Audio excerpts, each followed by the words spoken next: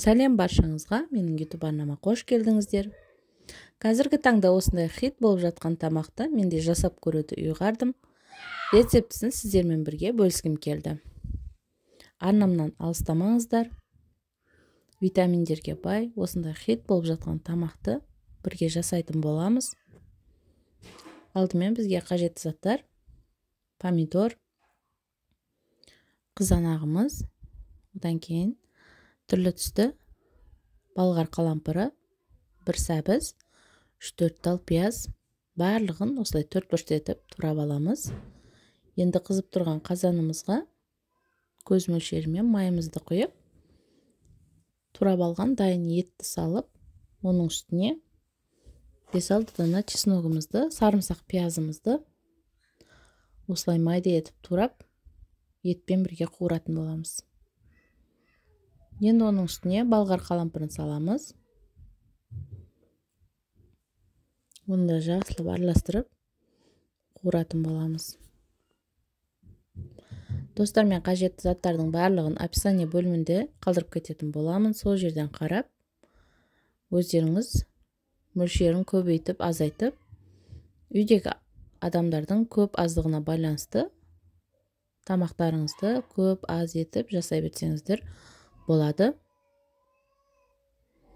Енді оның үстіне бір қасық томатымызды салып, тағы да жақсылап қуыратын боламыз.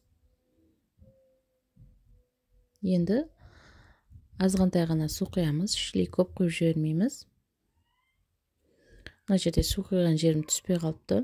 Енді оның үстіне дайын банкідегі жүгері салатын боламыз. Етіміз пісіп дайын болып қалған кезде соңында саламыз. Енді табамызға сары майды салып, оның үстіне қайнақ суда жібітілген күрішімізді салып, біраз қуырып алатын боламыз.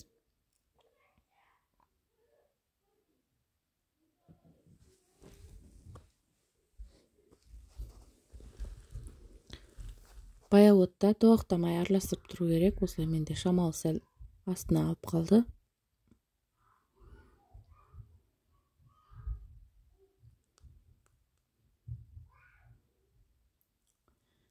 Енді осылай жақсылап араластырып алған соң, үстіне қайнаған суды құятын боламыз.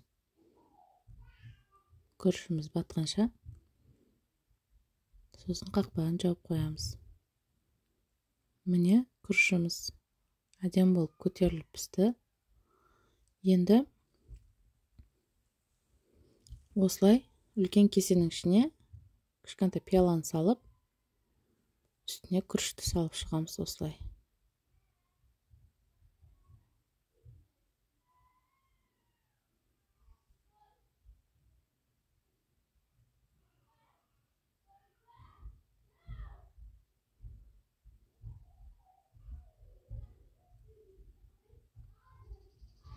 Осындай болды. Енді арнайы тамақты салатын ыдысымызға осылай аударып аламыз.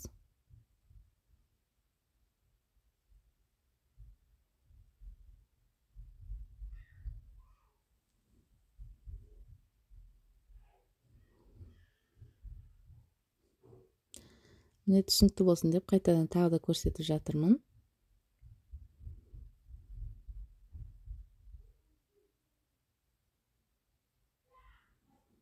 Енді осы шұңқыр болғанның ішіне арнайы қайнатып алған подливамызды құятын боламыз, дайын подливамызды.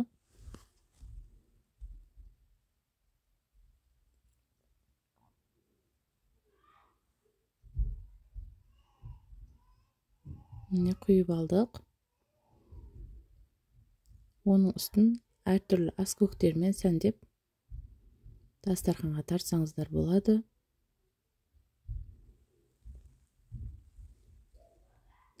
Міндетті түрде дайындап көріңіздер. Сіздерге де ас болсын.